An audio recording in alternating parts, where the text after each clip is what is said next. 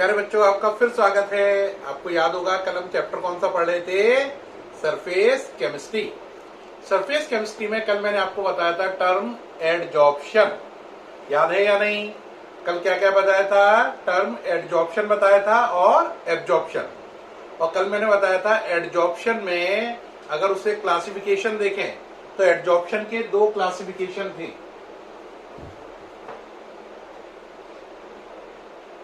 पहला क्लासिफिकेशन था C1, दूसरा C2।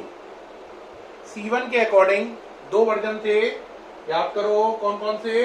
पॉजिटिव एडजॉर्प्शन और नेगेटिव। इसमें कंसंट्रेशन सरफेस पर ज्यादा होती है और इसमें बल्क में कम होती है। इसमें उल्टा होता है, बल्क में ज्यादा होती है, सरफेस पर कम होती है। सरफेस ज्यादा, बल्क कम, बल्क ज्यादा, सरफेस कम। अब बात आती है दूसरा क्लासिफिकेशन। दूसरे के अकॉर्डिंग दो पार्ट थे, याद है कौन कौन से? फिजिकल और केमिकल। जो फिजिकल एडजॉर्प्शन था, दूसरा है केमिकल। फिजिकल एडजॉर्प्शन में एडजॉर्बेट और एडजॉर्बेंट के बीच में वन डर वाल फोर्स ऑपरेट हो रहे थे, जबकि केमिकल एडजॉर्प्शन में एडजॉर्बेट और एडजॉर्बेंट के बीच में कोवलेंट बॉन्ड बन रही थी। एक थोड़ा सा सिंपल एग्जांपल देना यार, ज्यादा मतलब एक तुम्हें घरेलू एग्जांपल बताएं। आप पार्क पे बैठ गए, पार्क में गए और आप बैठ गए किस पर? ग्राउंड पे बैठ गए। अब ग्राउंड पे बैठे उठो तो फिर क्या होता बताओ जरा? पीछे मिट्टी लग जाती है या घास चिपक जाती है? और घास चिपकने के बाद आप क्या करते हो जरा याद करो। देखो, उठे और ऐसे करते हैं। इसका मतलब क्या हुआ? आपकी जो नेकर है या जीन्स है या पैंट है उस पर कौन चिपक गया? घास, है ना? तो इसमें बताओ, जब अगर ऐसा हो गया तो हम ये बोलेंगे घास एडजॉर्ब हो गई। ठीक है। अब इसमें बात ध्यान देने की बात है, जो आपकी नेकर है, पैंट है, वो एडजॉर्बेंट है, BENT वाली।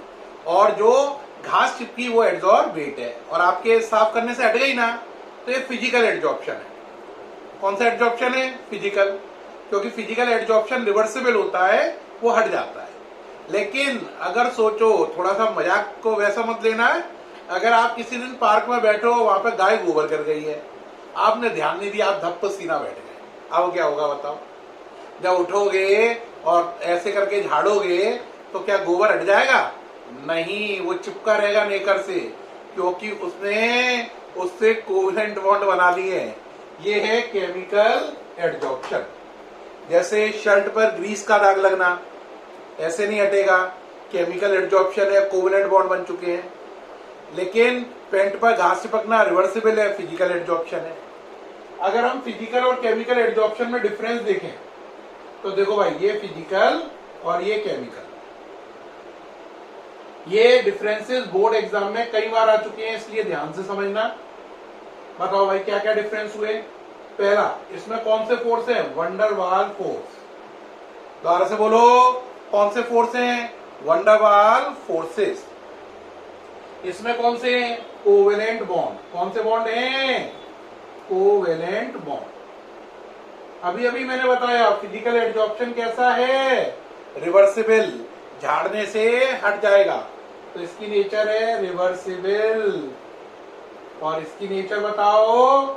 इररिवर्सिबल। कैसी है? इररिवर्सिबल। तीसरा, फिजिकल एडजॉर्प्शन में मल्टी लेयर बनती है। कितनी लेयर बनती है? Multi layer. क्योंकि नेकर के ऊपर घास, घास के ऊपर और घास लग सकती है। लेकिन कोवलेंट बॉन्ड बनने के लिए जरूरी है कि एडजॉर्बेट और एडजॉर्बेंट ही बस पास पास आए। तो ये सिंगल लेयर होता है, ये मल्टी लेयर। इसमें मल्टी लेयर बनती है और इसमें कौन सी लेयर बनती है? Only single layer. Multi layer, इसमें सिंगल लेयर। फिजिकल एडजॉर्प्शन जो होता है नॉन स्पेसिफिक होता है। कैसा? Non specific. कैसा होता है? नॉन स्पेसिफिक, यानी कोई भी आए, कोई भी चिपक जाए। जबकि ये कैसा होता है, स्पेसिफिक। कौन सा वाला, कौन सा वाला, केमिकल। तो अभी तक हमने देखा इनमें कितने डिफरेंस बताए मैंने आपको, अभी तक बताए 4। पहला देखो वन डबल फोर्स, इसमें कोवलेंट बॉन्ड, ये रिवर्सिबल, झाड़ने से हटेगा, ये झाड़ने से नहीं हटेगा, इरिवर्सिबल। इसमें मल्टी लेयर बनेगी, इसमें सिंगल लेयर बनेगी। ये नॉन स्पेसिफिक है, यानी कि इसमें एड्सॉर्बेट और एड्सॉर्बेंट के लिए कोई शर्तें नहीं है। और ये स्पेसिफिक है, इसमें शर्तें हैं कि उनके बीच में इलेक्ट्रॉन का ट्रांसफर होना चाहिए। इलेक्ट्रॉन का ट्रांसफर नहीं होगा तो कोवलेंट बॉन्ड नहीं बनेगा। अब इसके थोड़ा सा ऊपर लिख रहा हूं जिससे आपको साफ नजर आए। कितने पॉइंट हो गए हैं, 4। अब 5वां पॉइंट है डिफरेंस का कि जो फिजिकल एड्सॉर्प्शन है, ये फिजिकल वाला कॉलम है और ये केमिकल वाला है ना। जो फिजिकल एड्सॉर्प्शन है उस वो टेम्परेचर अगर आप बढ़ाओ, क्या बढ़ाओ, टेम्परेचर, तो फिजिकल एड्सॉर्प्शन केवल डिक्रीज होता है। फिजिकल एड्सॉर्प्शन केवल डिक्रीज होता है। इसे अगर हम ग्राफ में देखें तो ऐसा होगा, टेम्परेचर बढ़ाने पर जो फिजिकल एड्सॉर्प्शन है वो केवल डिक्रीज होगा, ऐसा। x/m और टेम्परेचर में ग्राफ है ये। x/m का मतलब है amount of adsorption. Repeat, x/m का मतलब है कितनी चीज एड्सॉर्ब हो रही है, उसकी अमाउंट, मात्रा। और टेम्परेचर में ग्राफ है, साफ नजर आ रहा है, लगातार डिक्लाइन हो रहा है। इसका मतलब टेम्परेचर बढ़ाने से फिजिकल एड्सॉर्प्शन केवल घटता ही है।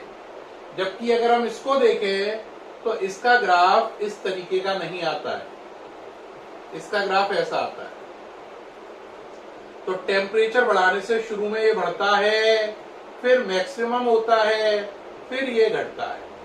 तो इसका ग्राफ ऐसा आ रहा है, यानी शुरू में ये बढ़ेगा, फिर मैक्सिमम होगा, फिर ये घटेगा, और ये केवल घटेगा। कौन सा, फिजिकल एड्सॉर्प्शन टेम्परेचर बढ़ाने से केवल घटता है।